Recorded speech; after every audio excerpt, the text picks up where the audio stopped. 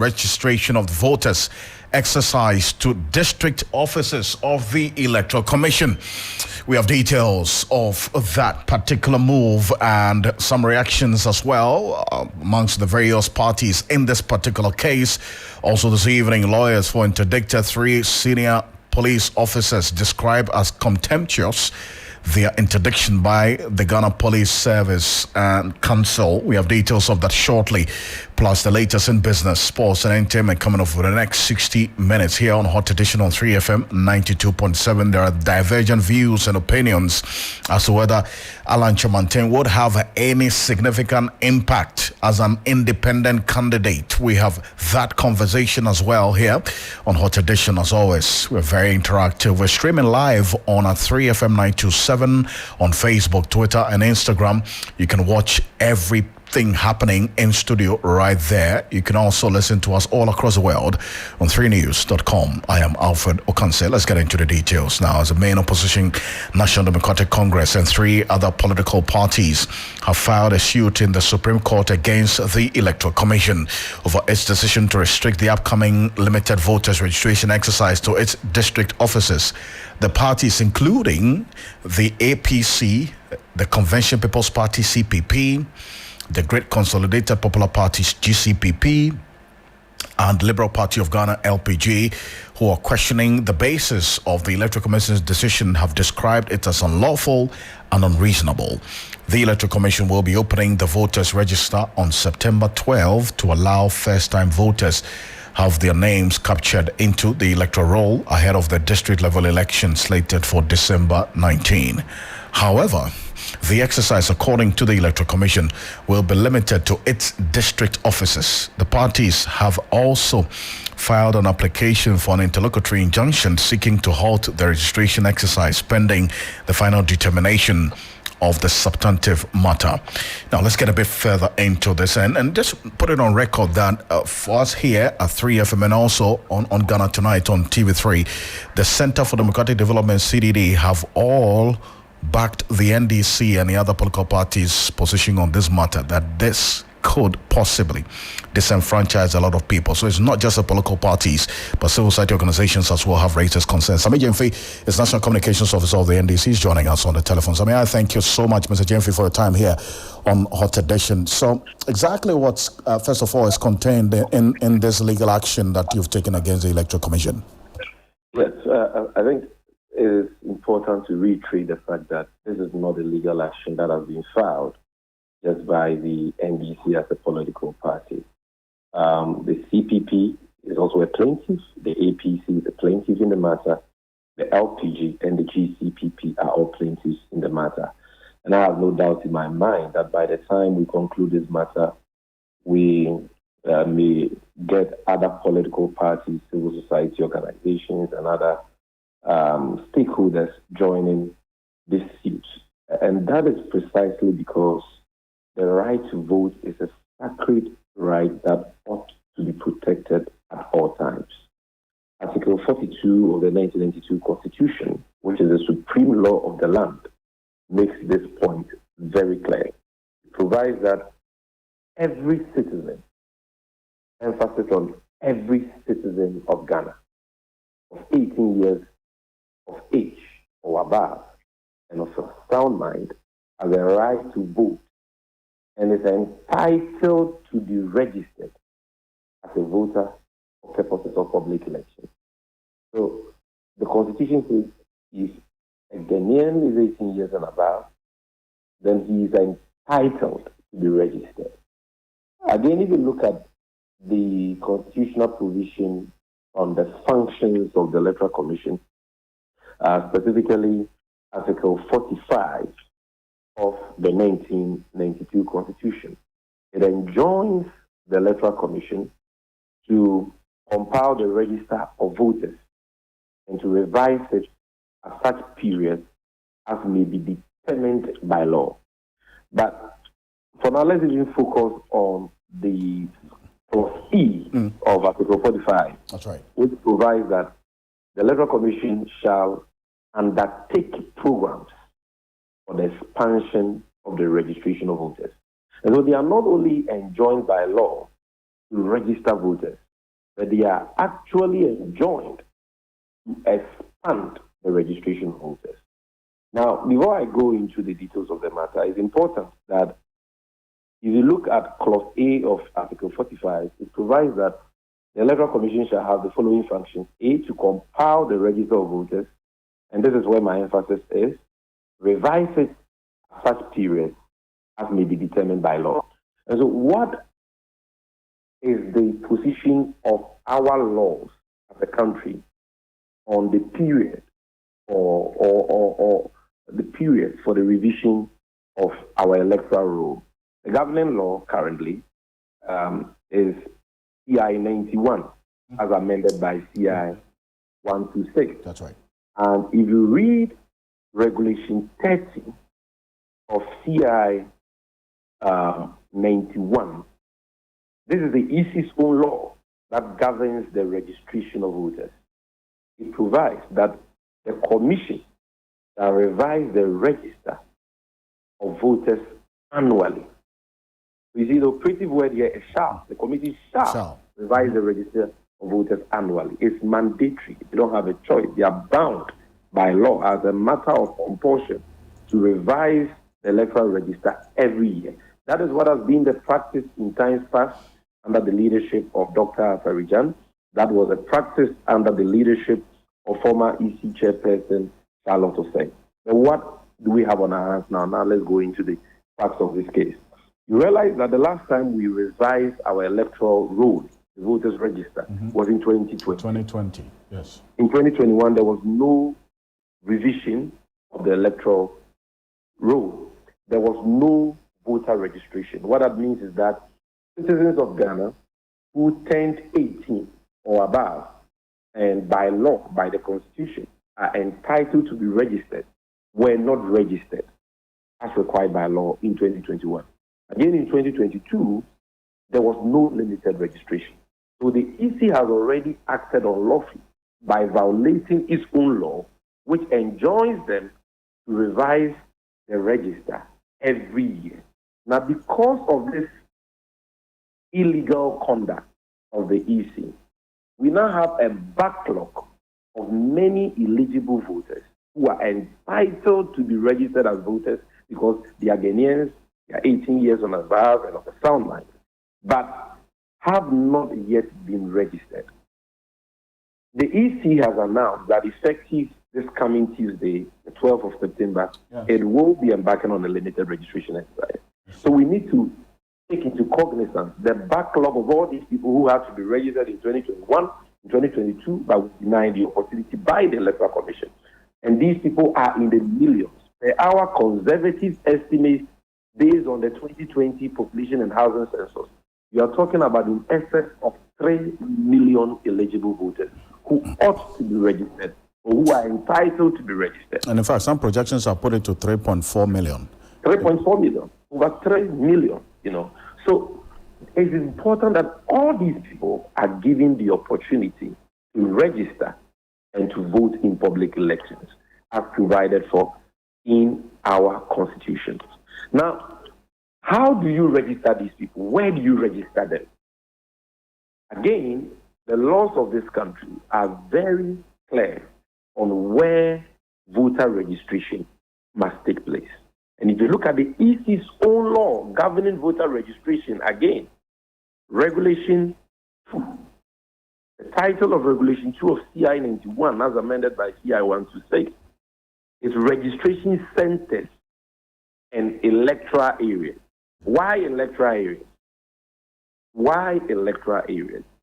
Why didn't the law just say registration centers? Registration centers and electoral areas.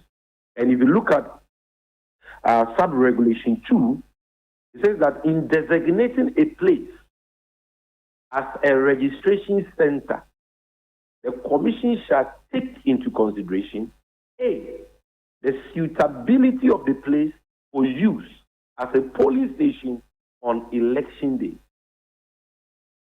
And here the operative word again is shall. It is not permissive. It's not optional, but mandatory. In designating a place as a registration center, the Commission shall take into consideration the suitability of the place for use as a polling station on election day.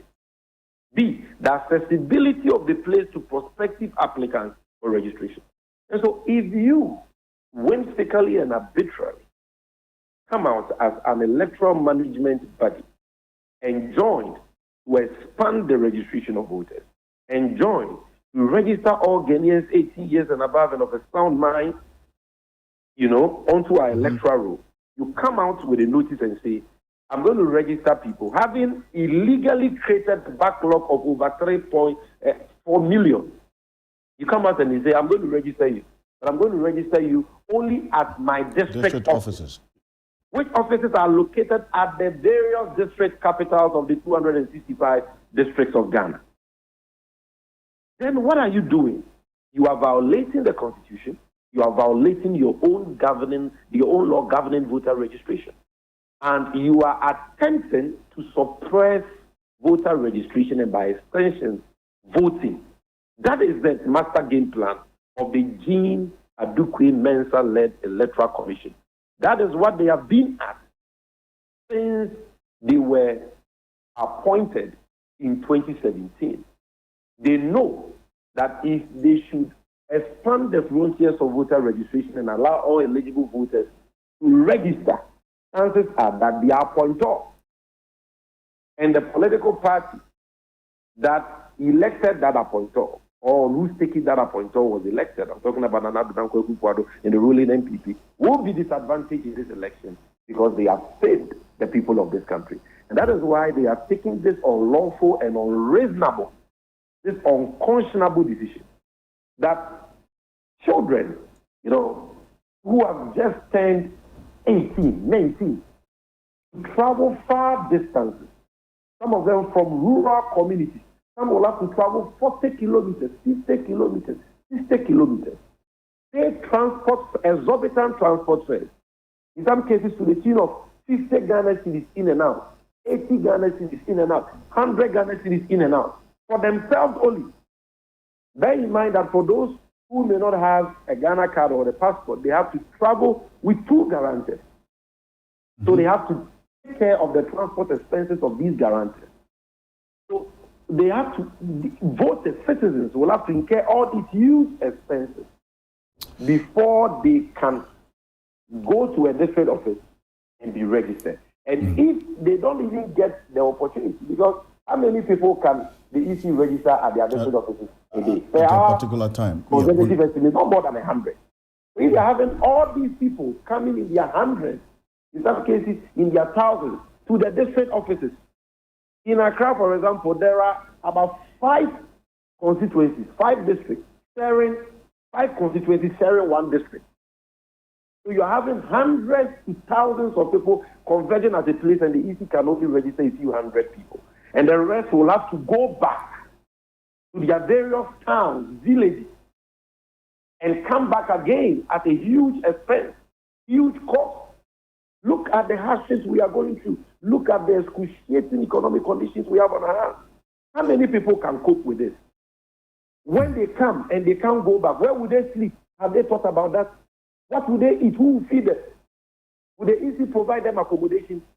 So, which reasonable person who is actually interested in furthering the democracy of this country, the right to vote, protecting the right to vote, registering people who are entitled to vote because they are Ghanaians, they are 18 years and above and of a sound mind, will come up with this reckless, irresponsible, unreasonable, and unconscionable decision. So we are saying that it is good that they have wake up from their sleep. It is good that they have wake up to their responsibilities under the law to revise and register, and to register those who have turned 18. They have violated the law. They did so in 2021 and 2022. It's good that they want to register voters in 2023. We all support that, and we are all committed to the process. We are all going to participate in the process. But as political parties, we are saying they cannot limit that registration to their district offices.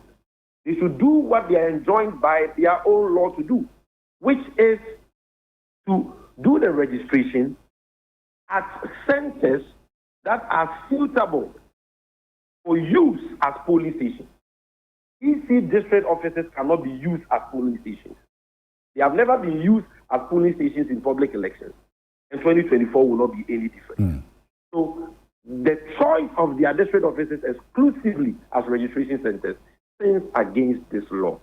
Again, the law enjoins them to choose registration centers that are accessible to prospective applicants. Their district offices will not be accessible to many people on grounds of cost, on grounds of health. There are many people who are sick. You can't expect all these people to leave their communities, their towns, their villages, and come all the way to the district office. Maybe Dimensah has not traveled out of Accra to any part of this country.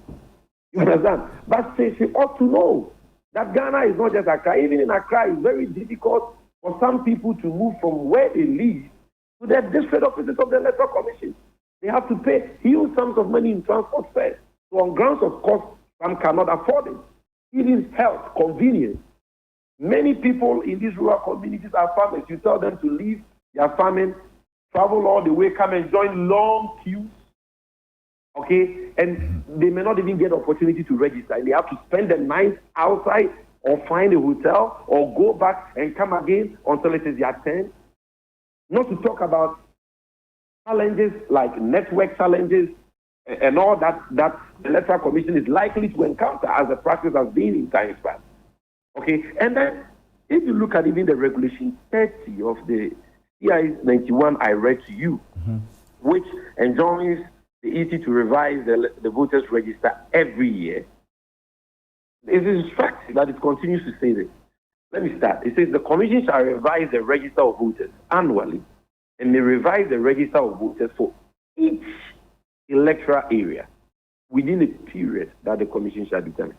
Why does the law constantly make reference to electoral area? Because it's simple. The right to vote and the right to be registered to vote is a sacred, non-negotiable, inalienable right. You can't take it away from any human being. And so it is important for the electoral management body to bring this process to the doorstep of every Ghanaian. The people. The EC has not given one sensible reason why it wants to restrict this process to the district office. I see that. One sensible reason. Because they can't say they don't have the money to do it at the electoral area level. This EC is the most resourced electoral commission in the history of this country. Money is not a challenge. They have not requested for any funds, and they have been denied by either the executive or by the legislative or parliament. So what then is the excuse? Well, we're learning that they're going to go ahead with this. Let me just conclude on this. In 2019, they attempted the same thing. And one citizen of Ghana called Ayuba sued them in the Supreme Court. Then they went back again and expanded the number of registration centers to 2,500 electoral areas. So they knew the writing all along. But immediately they were sued. They decided not to do that. Immediately they were sued. They went back to do the right thing. What had to be done was done. So we did limited registration at 1,500 centers, all of which were electoral areas. Why change it now? You should even be looking at expanding it further to maybe 3,000 centers. But if you cannot expand it, then the worst case scenario is that maintain the status quo, which is 1,500 electoral areas. So that in your electoral area, in your own community, you can just walk from your house to the center. If you go and it doesn't get to your turn, you can return the next morning without having to spend any money on transportation, accommodation, on food, and so on and so forth. And when you do it that way, what it does is that it helps the transparency and the credibility of the process. Because at the electoral area level, the political parties, who are the key stakeholders in this registration process, are able to recruit, train, and deploy polling agents for each electoral area. Agents who usually live in those electoral areas, those communities. And so if somebody comes to be registered, and the person does not live, is not a resident of that electoral area, the agents are able to detect that, and they are able to point that out to the EC officials. And they are able to challenge those registrations by filling challenge forms. Now look, you are coming to this electoral area to register, but you don't reside here, which is a basic requirement. So it prevents gerrymandering and the rigging of the process. Now that they want to do the entire registration at the district offices, how are we going to check gerrymandering? If people pass people from one constituency to the other, how can you, as an agent at the district office, say that you don't live in this area? Because the agent cannot know all the people who live in the district. It's not possible. So how are you even going to challenge people that they don't live in the district? Can anybody have an idea as to all the people who live in the district? And if the political parties are going to pick agents for all electoral areas in the district, how many agents are going to be assembled by the political parties at the EC office? Can you imagine the chaos? Do they really have the space for all these agents? In the midst of all of this, Mr. Jemfe, you filed an application for an interlocutory injunction to hold the process pending the final determination of the substantive matter. So when is the interlocutory injunction application going to be heard? Because we're hearing that the EC intends to go ahead with this process come next week, Tuesday. Wonders shall never end in a Kufuado's Ghana. Ordinarily, when processes like this are filed, the registry of the court gives you a return date. And particularly if the subject matter based upon which the application for injunction has been filed is closed, okay, or is likely to happen in the next couple of days. They give you a date before that. Either than that, the application for injunction is rendered moot, is overtaken by the event. Today we filed the processes at the Supreme Court, and our lawyers were expecting that the registrar of the court was going to give us a return date for the application for injunction. But to our surprise, we're told that the new Chief Justice has given instructions that for all applications for injunctions filed in the Supreme Court, the return date can only be given by her. By the Chief Justice? Yes. But is that consistent with the practice? Yeah, and that is, no, this is very new to us. We've never seen something like this before, or heard of something like this before. I think the Chief Justice is out of town. We should go, we'll be given a date on Monday. So the question is, even if the Chief Justice, granted that this new practice is even correct, is even right, and the Chief Justice is not around, what is the practice? The Chief Justice always delegates somebody to act in his or her stead in her absence. There is no reason why the processes for the administration of justice should be stalled because the Chief Justice is indisposed or is outside Accra. There is no reason why the process should be stalled, when she rather should be interested in expediting the process of the administration of justice. So, we were disappointed, but well, that is a new law, new law. So we will wait for their direction on Monday, and it is our hope that once the main rate has been served on the EC, when we get a return date and serve their injunction application on the EC, they will either do the right thing by expanding this process to the electoral area level, or they will stay their hands and abide by the court's determination of this matter, because they have told us in times past, when they were conducting the primaries of political parties, that as for them, as an electoral management body, they have a policy. Which policy is that once they have served any court process in relation to any electoral process, be it an election or whatever, they have to stop and wait for the determination of the matter. Right. We have that challenge with them on countless occasions. I cannot even begin to recount all those occasions. And so we are expecting them to be consistent and wait for the determination of the matter. If they think waiting will be a problem, then they should just do the right thing. Money is not the issue. You can recruit the personnel to do this registration at every electoral area. Why not just limited to the senseless decisions to do this registration at the electoral area, at the district offices of the Electoral Commission? And all political parties are at them on that this, complaining that this will create problems. All civil society organizations, there is not even one person, one stakeholder who has supported this decision. Yet these people who think they are God unto themselves, who have a sinister motive, an evil agenda to suppress votes are hell bent on this path. The only way to stop them is by running to the court and also by bringing sufficient pressure to bear on them. And in the coming days, we will be announcing to you the steps we intend to take to complement this court action. We'll definitely be waiting for that.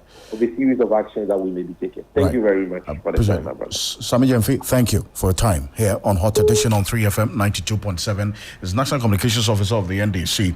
But this particular concern is not just shared by the NDC, the PNC, the CPP, the GCPP, and the APC who have, and also the LPG who have now gone to court, questioning the basis of the Electoral Commission decision, describing it as unlawful and unreasonable.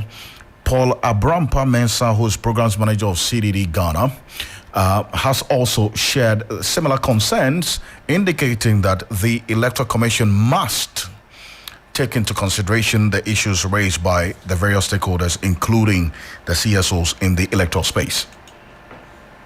After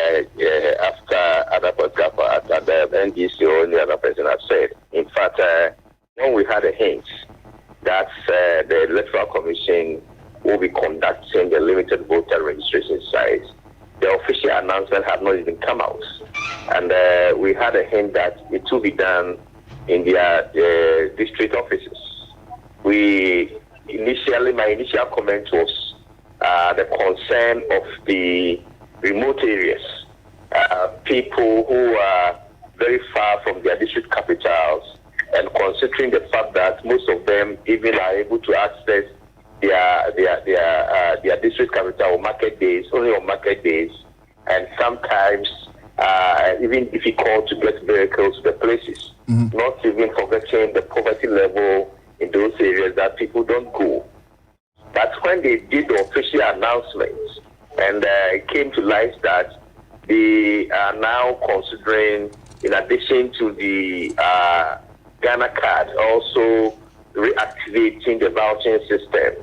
So people who do not have the Ghana card can also be guaranteed to register by having people to vouch for them. Right. Then it means now it's not only the person who is going to register who will be traveling from his place to the district office, but also have to go with 2 additional people. So then it became worse for all the factors that we were considering when the hint of them doing it at the district offices came about.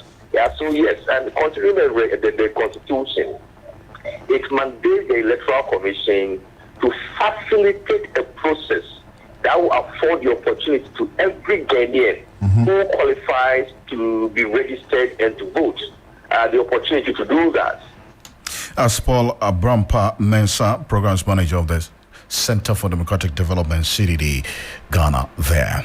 Now, lawyers for the 3 senior officers being investigated in connection with the leaked audio tape have described as contemptuous of their interdiction by the Police Council, Commissioner of Police, COP George Alex Mensah, Superintendent Emmanuel Eric Jebi, and Superintendent George Linsanda Asari, implicated in an alleged plot to remove the Inspector General of Police, have been placed on interdiction while further disciplinary procedures are pursued in compliance with police service protocols. The officers have also been asked to surrender their service weapons, badge, and other accoutrement. They are also to hand over their service vehicles. There's more in the following report.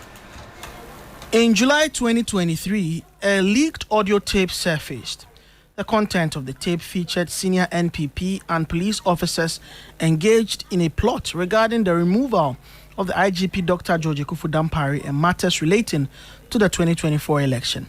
The National Investigations Bureau, NIB, picked up the personal aids of one of the persons heard on the tape, Chief Buri Nabu, for interrogation. The minority in Parliament latched on the issue. Deputy Leader Ama Kofi Boah made a statement on the floor of the House asking the Speaker to commission a probe into the matter. The Speaker granted the request and set up a 7-member committee under the leadership of lawyer and legislator Samuel Atachia. Their terms of reference included authenticating the tape and making recommendations for the reform of the police service. For the past 2 weeks, the committee has been holding public hearings. Chief Bugri Nabu, COP George Alex Mensah, Superintendent Eric Jebi, and Superintendent George Asai have all appeared before the committee. Some of the key witnesses have been restrained by the committee in relation to their comments in a bid not to sully the reputation of the police service.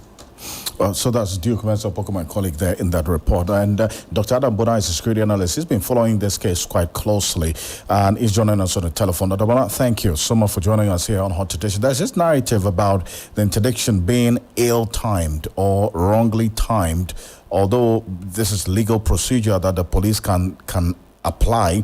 Is there any issue with the timing of this interdiction? No, good evening. There is nothing like timing when it comes to application of the law. The law does not make provision for timing, if you ask me. So I beg to differ. Those who are making that argument, I can understand them. But I see that to be more of an emotional argument than, from the point of view of the law. If you take the police CI, the CI 76, and you take the portion, I don't have it readily with me, the portion that talks about interdictions, it does not specify at what point must someone be interdicted when the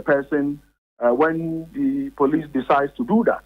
And so as far as I'm concerned, the police, together with the council, the police council, and remember, the vice president is the chairman of the police council. Remember the vice president himself, who has been away on other activities. And so as far as I'm concerned, there is nothing, absolutely nothing, when it comes to it, nothing wrong with, the timing. And let me reiterate, not sounding repetitive, but then it is more, I can understand it, but it's more of, emotional argument than from the point of view of the law. The law is very clear when you look at it. The police operate using the CI 76. Go and read the portion that talks about, interdiction. It doesn't say that when the legislative arm of government is undertaking a probe that concerns a police officer, the CI forbids the police from, doing what is required of them as an institution. And so as far as I'm concerned, there is nothing like that in our statutes, nothing like that in our laws. And so when should that have happened? Do you remember, Agodro? Agodro eventually, I think he went to court when the issue happened. You remember he went to court in his uniform. It is when he appeared in court, then subsequently he got interdicted. When the issue happened, he was not interdicted immediately. Yes. If you can go back and look at it. Agodro was not interdicted immediately. And when you are dealing with the law, you want to talk about precedents. The precedent is there. That Agodro was not even interdicted immediately. Go and check the time DCOP Timbila, when he was allegedly caught in a recruitment scam, whether when the issue happened, immediately he was interdicted. No. It went on for a while until, eventually he was arrested. He was interdicted and put under house arrest. So the precedents are bound. They are everywhere. So when I hear people say, oh, you know what, what's the name? The timing is ill-timed because Parliament is not done. Who told you that the executive waits for Parliament to finish its work before it operates? Who said that? Well, at the moment, Parliament is on break. But Jubilee House is not on break. The ministers are not on break. Government machinery must work. Judiciary, they are on a legal vacation. Are you telling me that because of that, the executive must not work, even though we have some selected courts that are working?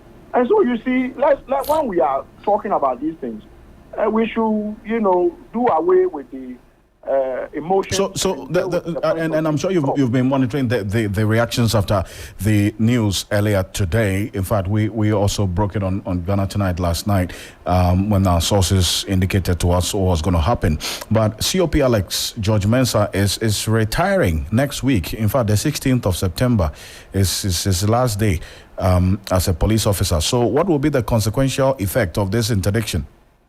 COP, the now interdicted COP Alex Mensah, the interdiction taking place before his he eventually becoming a civilian cannot take place until such a time that he goes on retirement.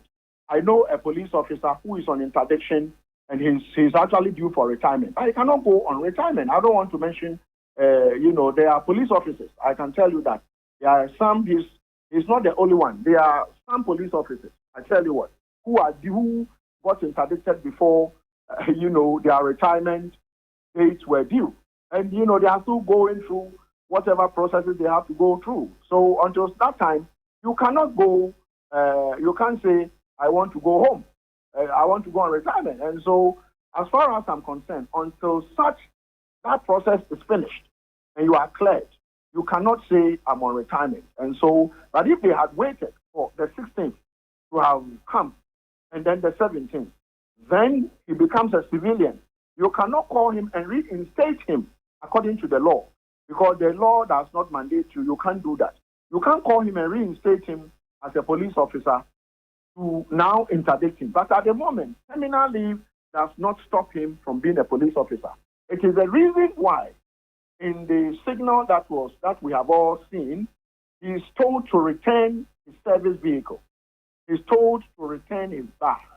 He's told to return his firearm. He's told to cease using police accoutrement, return all of them. It is because he's still a police officer until he finally bows out. And so that is the position of their own CI. I am sure that COP Alex Mensah, now interdicted, is a lawyer, someone who did his LLB, called to the bar a year 2016 thereabout. I stand to be corrected. It's 2016, yes. A lawyer. Say it again. It's 2016, yes. 2016. So at least he's been a lawyer, for the last probably 8 years or so, if you ask me. And so as far as I'm concerned, he should know. I mean, as you know, any LLB student should even understand it. So he himself going through Mokola and being called to the bar knows that if the police were in breach of the law, he would have actually taken the matter to court. But at the moment, nothing forbids him and his lawyers, because I've heard his lawyers make that emotive or emotional argument. And I know that sometimes these are, you call them, these are arguments that are not based on law.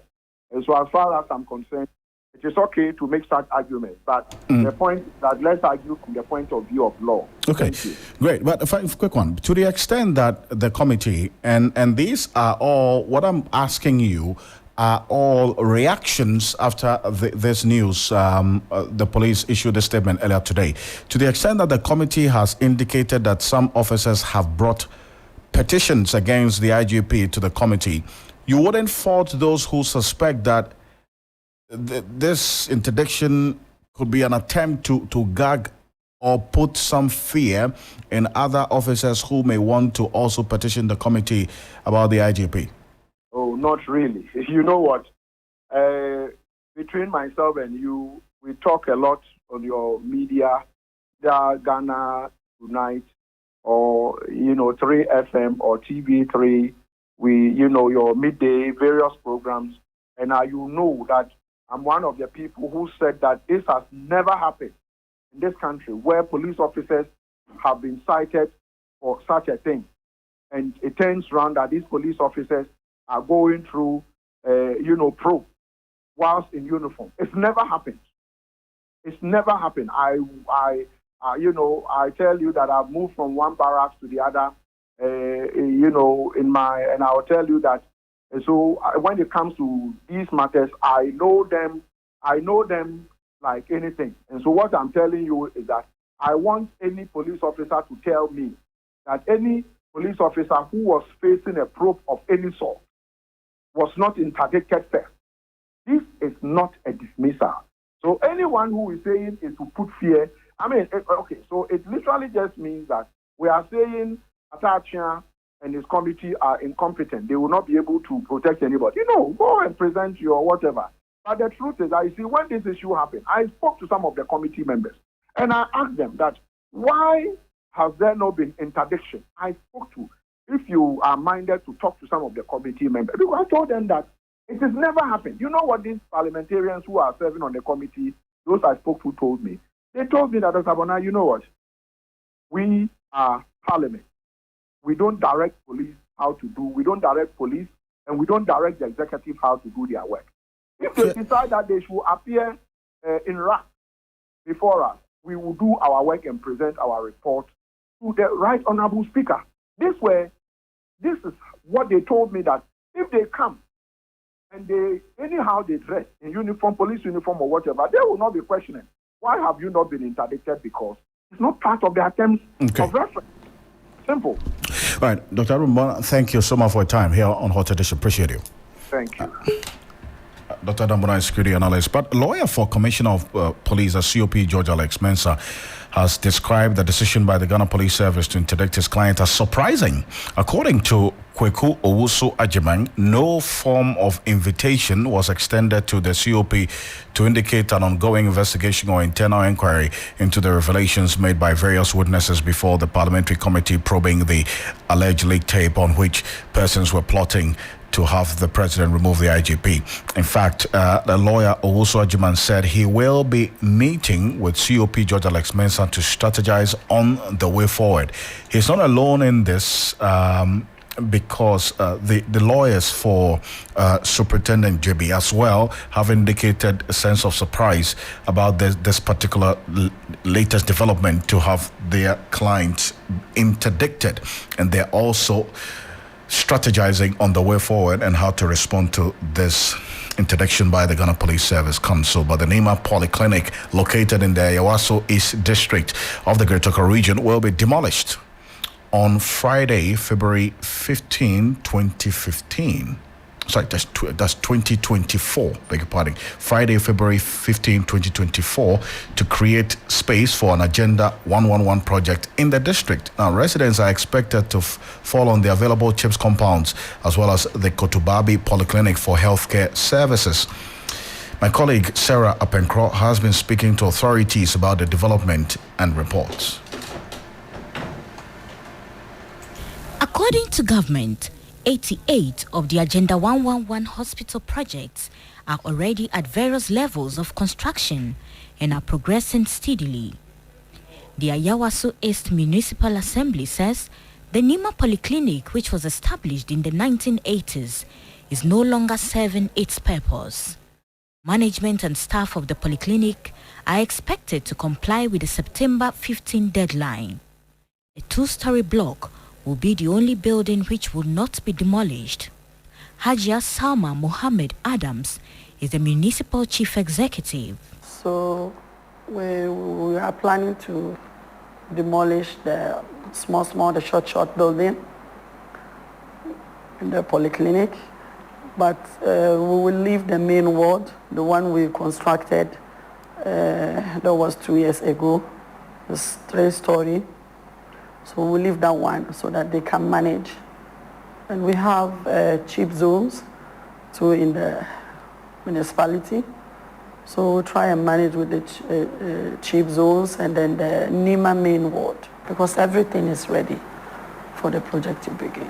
So we assure everyone, yes, that inshallah the place will be ready by 2024. Residents have been expressing some concerns about the project.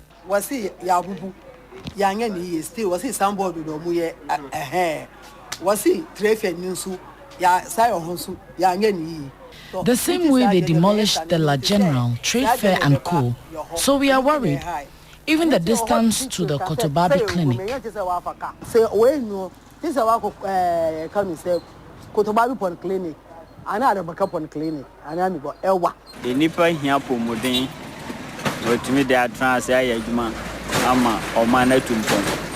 The hospital is important, but they shouldn't keep long in building it to avoid issues. We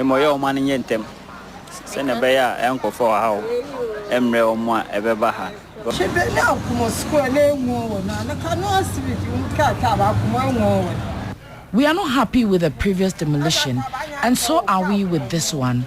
They are not straightforward.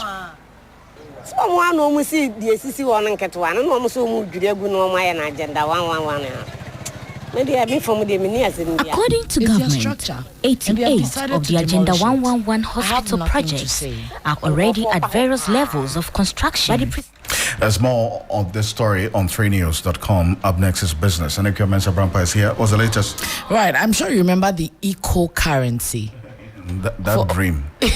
Well, it became a nightmare or an illusion. Is it becoming reality? Well, now? the Bank of Ghana has actually questioned how realistic it is at the opening of their meeting this morning. There's some breaking news just coming through that Ghana has scored the second goal. Who scored? This is number 13. You see, they don't have the names. They don't have the names behind the jerseys.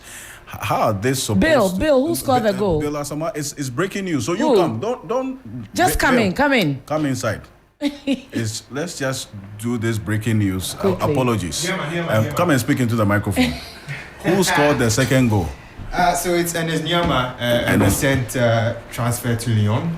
Yeah, I was wondering why he didn't start the game. I mean, it's understandable because Osman Bukari has also been fantastic for his club, and then of course Jordan Ayew is the captain, so it would be difficult to fix him. So what was Chris Hughton doing? Benching these players for the second what you call it? Yeah, part of the game. Yeah, I mean the first way we're so shambolic and yeah. But there was a draw. That's the consolation. No, but what was Jordan doing on the pitch, like in the first half? He's our captain. That's all I can say. Wow. Yes. And besides, I mean, when it comes to makes me miss football, you know. Oh wow! So you played? Yeah, I did. Oh, that's alongside beautiful. Alongside Asamoah Accra Academy. Oh really? Just are you bragging? Like you want us to know if you see I know he plays football, but the fact that he brings in Asamoah Accra is my big deal. If you see the contours of my leg. You don't play football. Your own is the gammon, the guy area. Anyway, another goal. Go. We have a third goal. This is a replay. It's a replay. Please, let's go ahead with it. Oh. I think I'm just losing it. Anyway, guys. Okay. So that's the breaking news. I just got into the match, so I'm now getting into the fever. But how many minutes more do we have to end the match? That's what I'm interested in. About 3 minutes. Oh, so it's a done deal. By the time we finish the business, we were done. Okay, so I was telling you about the eco-currency, which looks unrealistic. It looks like the member countries are not meeting the 4 primary criteria. When one person meets or 3 countries meet, the others don't.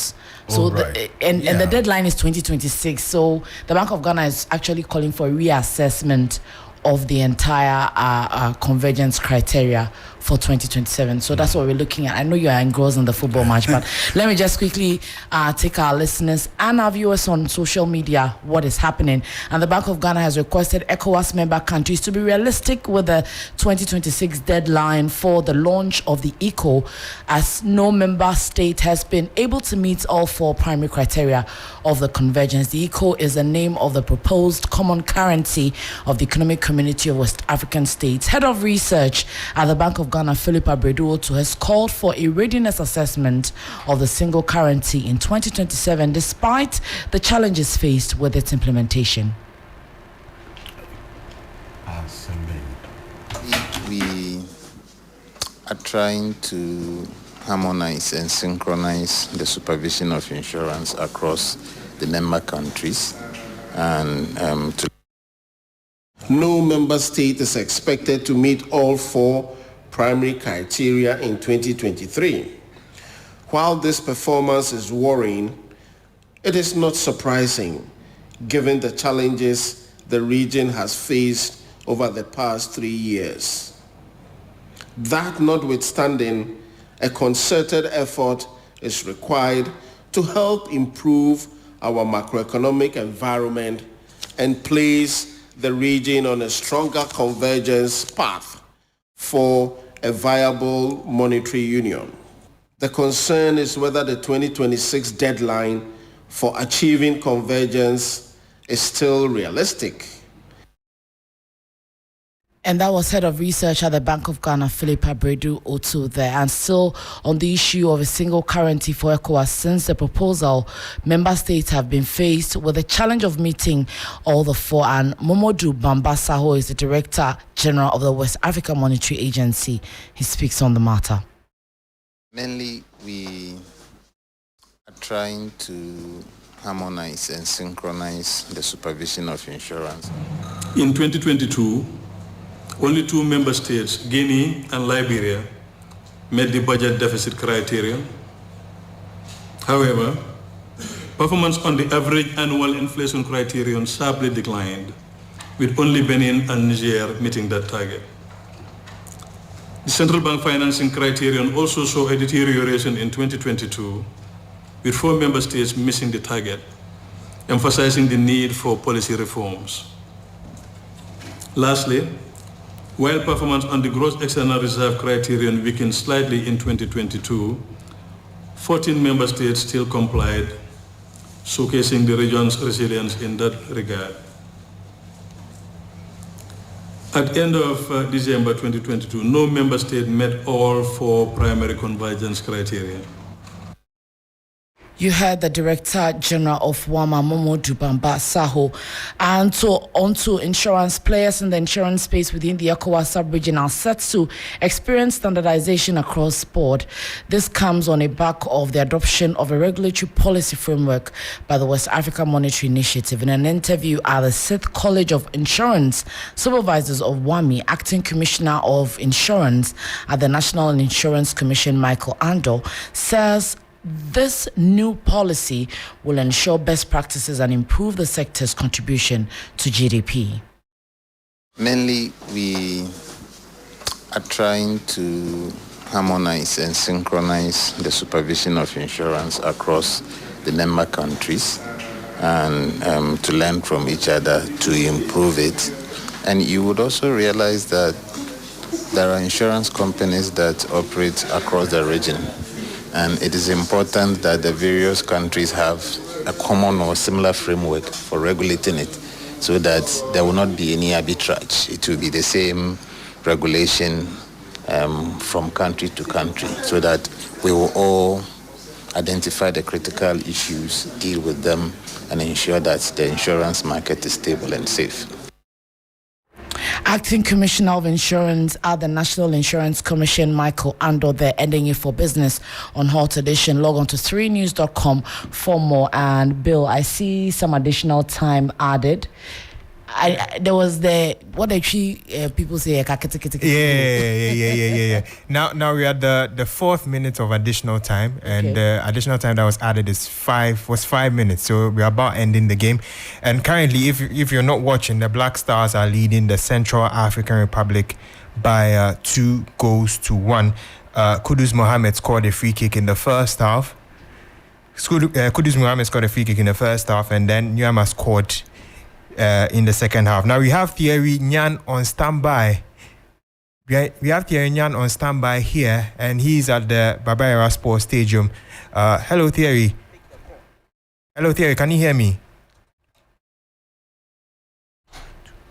Hello, Thierry. Okay, it seems we haven't gotten him yet, but we'll get in touch with him as soon as possible. Hello, Thierry. Can you hear me? Yeah, hello. Yes, Thierry.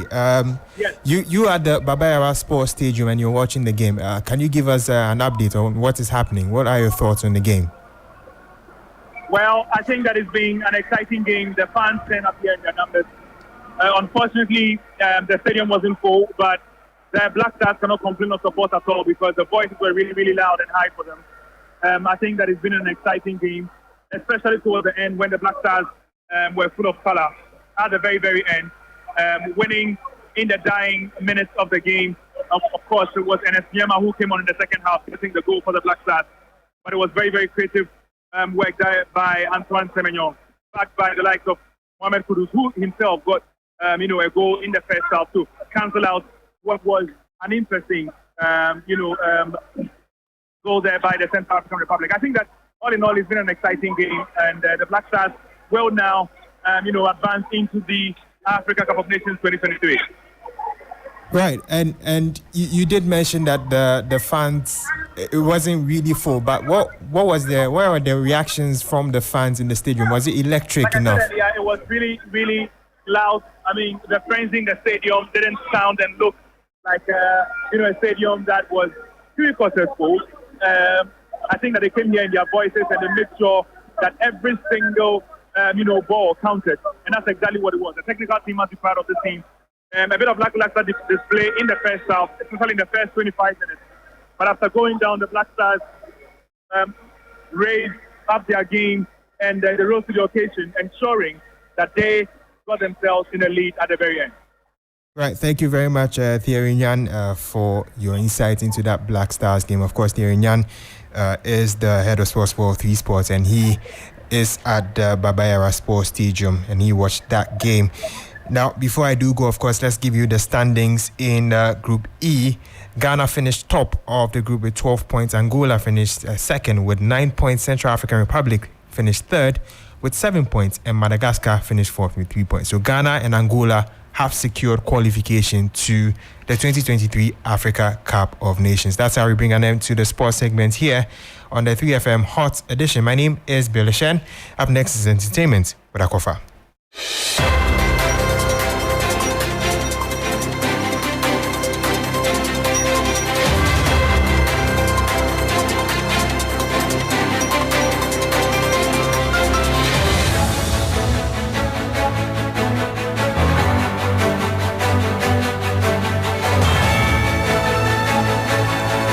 Well, time now to get straight into the entertainment news here, and we're kick-starting it with this story where versatile Ghanaian singer and case crooner Mr. Drew says he would have gone into acting if he had not done music. He told 3 Entertainment's Owusu Warai he is open to be cast for roles and is looking forward to offers from producers. Which roles will Mr. Drew be comfortable playing? He tells us more in this interaction with Owusu Warai.